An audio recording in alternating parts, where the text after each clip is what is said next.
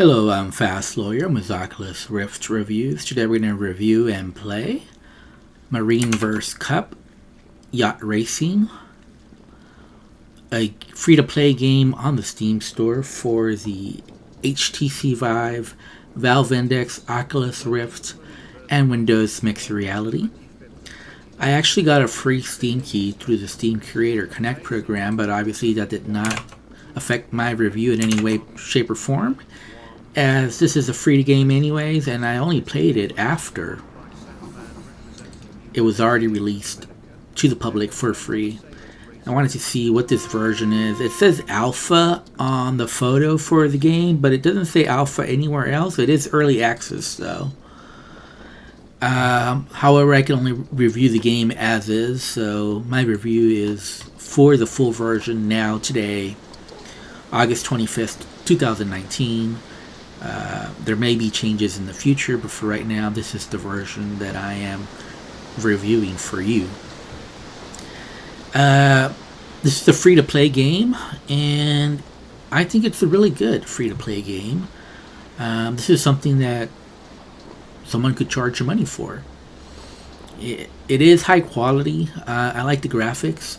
It runs smooth. I did not, even though it's early access, I didn't experience any issues at all.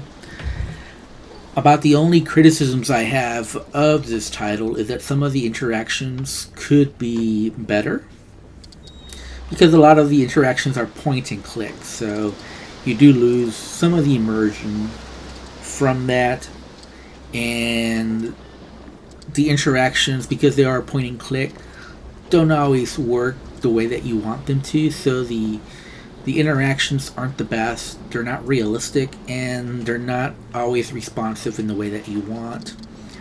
However, the game runs smoothly. I did not experience any issues. Keep in mind, this is very important if you're thinking about downloading this game. It does require making an account with a third-party website. Now, I went ahead and did that, but I'll be honest, I don't really like to do that. But you pretty much cannot play the game without doing so, especially if you want to play the daily races that are available. So far, I haven't noticed much difference. Every day there's a new race, and obviously there's a new leaderboard and whatnot. But as far as the race itself, I didn't notice too many differences.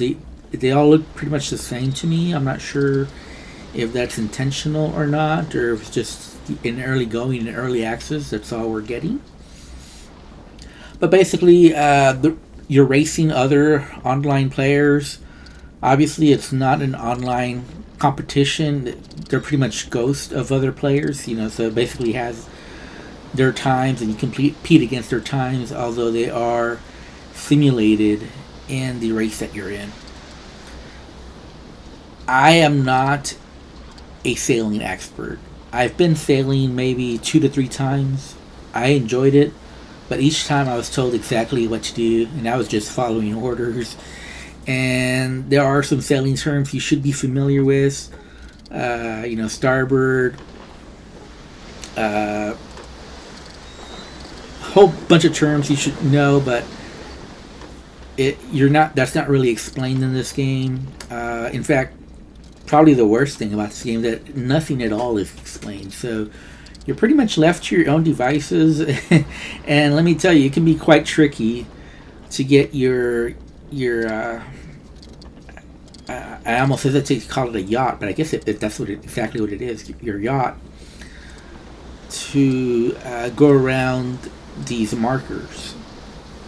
And you're just going to have to figure out how to move the sails, what the different functions do. It's never explained. So the one thing this experience could really use is a tutorial. Something to explain the basics of what you're supposed to be doing. I just sailed through trial and error. I kept trying different things until the boat started moving in the direction that I wanted. And several times I just had to zigzag to get to where I wanted, to get to from point A to point B. Sometimes you can't take a direct pass. So I just did the best that I could, moving things around, maybe not going in a straight line towards the objective, but still getting there closer and closer. So a lot of it was just experimentation for myself, trial and error. However, the experience itself is very peaceful. Even though it's a race, I found it to be very peaceful, very zen. I didn't really worry about finishing first because I knew I wouldn't. Because like I said, I've been sailing maybe 2 to 3 times, and I was always told exactly what to do. And I have no idea how to sail on my own. I don't know any of the other terms. I barely know, starboard side. I think that's the right side. And the other term is the left side. So there you go. But yeah, so it is a hard barrier for entry. You're just gonna get thrown in there. There is no explanation. You're just gonna have to do it through trial and error.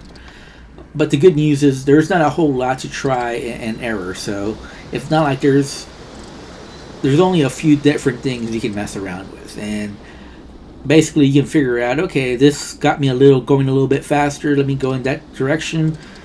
Going straight towards the objective isn't going to get me there, so I need to figure out go there, zigzag to the objective, just figure out the best way, the fastest way to get there.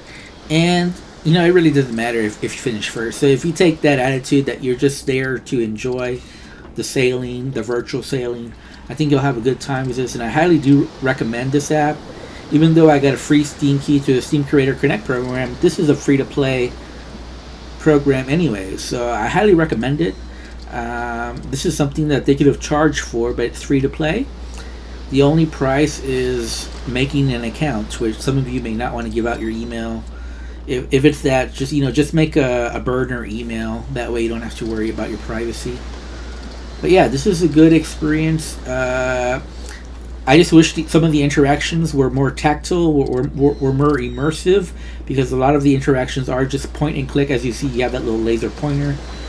That's really my main criticism, and I wish more stuff was explained better. I'm Fast Lawyer. Have a wonderful day. Goodbye.